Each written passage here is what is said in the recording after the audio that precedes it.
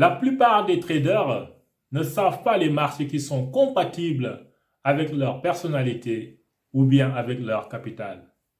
Dans cette vidéo, je vais t'expliquer le marché que tu dois trader si tu veux devenir un trader rentable.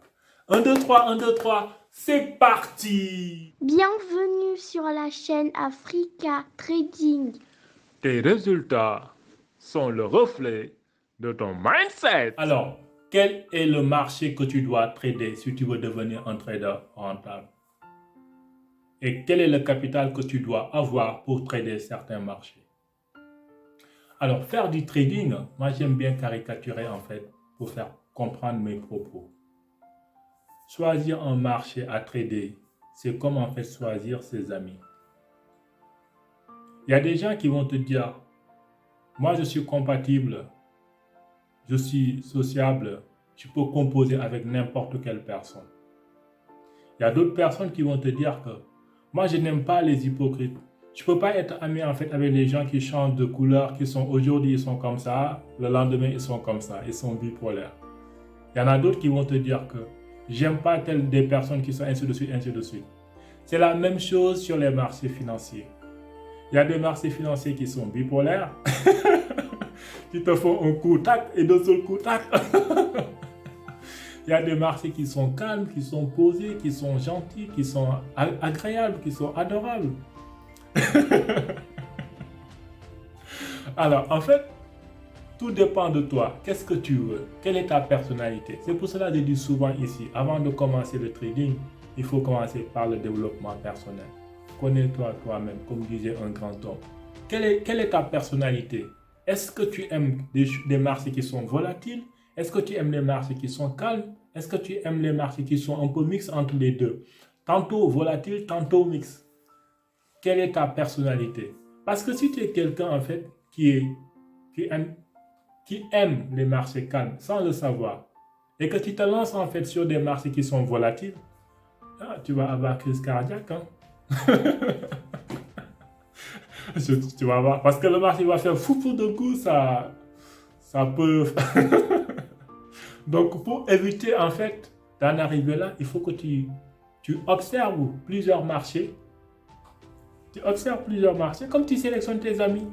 Quand tu sors aujourd'hui, tu vas dans une cérémonie. Tu discutes avec plusieurs personnes.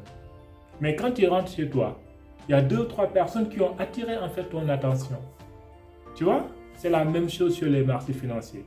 Analyse plusieurs marchés et après à la fin de l'année, pas à la fin de l'année, mais à la fin de la semaine, ou voire à la fin du mois, il y a un marché ou 2 marchés qui vont attirer en fait ton attention. Tu dis, ouais, ce marché-là, je vais regarder, mais j'aime bien son comportement. C'est la même chose que dans les êtres humains. Tu regardes quelqu'un, tu viens de faire sa connaissance aujourd'hui. Tu l'écoutes parler, tu le regardes, ses faits et gestes, tu vas dire, ah oui, celui-là, je l'apprécie beaucoup. J'aime bien ça. Tu vois? Il y a quelque chose en fait en lui qui t'attire en fait. C'est la même chose sur les marchés financiers. Quand tu regardes en fait un marché financier pendant une semaine, un mois, ou les marchés financiers pendant une semaine et un mois, il y aura un marché qui va t'attirer que tu dois dire, ah, j'aime bien ce marché-là. Il me plaît beaucoup. C'est comme aussi, bon, excusez-moi du terme, c'est-à-dire que quand tu vas chercher une copine ou quand tu vas chercher une femme, tu ne vas pas venir comme ça prendre la première venue ou le premier venu en fait comme ça. Non, tu prends ton temps, tu regardes, tu observes si réellement cette personne-là, elle est compatible avec toi. C'est la même chose sur les marchés financiers. Il y a beaucoup de marchés. Il y a beaucoup de marchés. Tu ne vas pas te lever comme ça, oui, parce que j'ai fait une formation, je maîtrise mon plan de trading, maintenant je me lance, j'ai mon capital, allez, je prends un marché comme ça au hasard. Erreur monumentale qu'il ne faut pas faire. Il faut d'abord regarder les marchés et avoir un seul marché qui t'attire en fait. Essaye de comprendre le fonctionnement de ce marché-là. Est-ce que ça correspond à ta personnalité? Une fois c'est validé, go. Maintenant, deuxième paramètre que tu dois tenir en compte, c'est ton capital. Est-ce que ton capital te permet en fait de trader ce marché-là?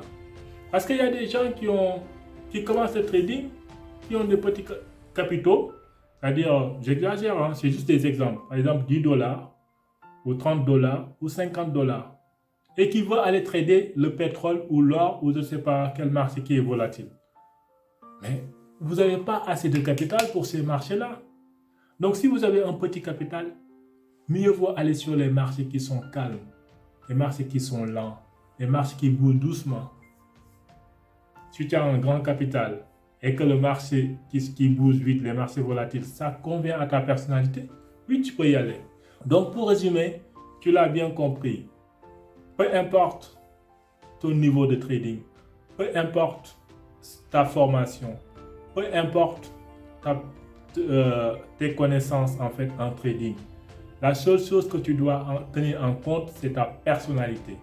Quelle est ta personnalité? Est-ce que ta personnalité est compatible avec le marché que tu veux trader? Si c'est validé. Deuxième chose, est-ce que ton capital est compatible avec ce marché-là? Maintenant, si tu valides ces choses-là et que tu respectes ton plan de trading et que tu as un bon money management et une bonne psychologie, tu as plus de probabilité d'être un trader rentable à la fin de l'année. Je vous donne rendez-vous pour une prochaine vidéo. Je vous aime, je vous adore. Rendez-vous au sommet où tout le monde sera libre mentalement et financièrement. Fais de ton mieux pour ne pas louper ce rendez-vous.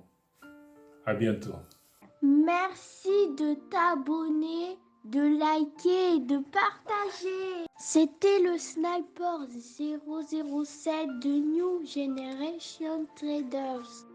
Au revoir et à bientôt.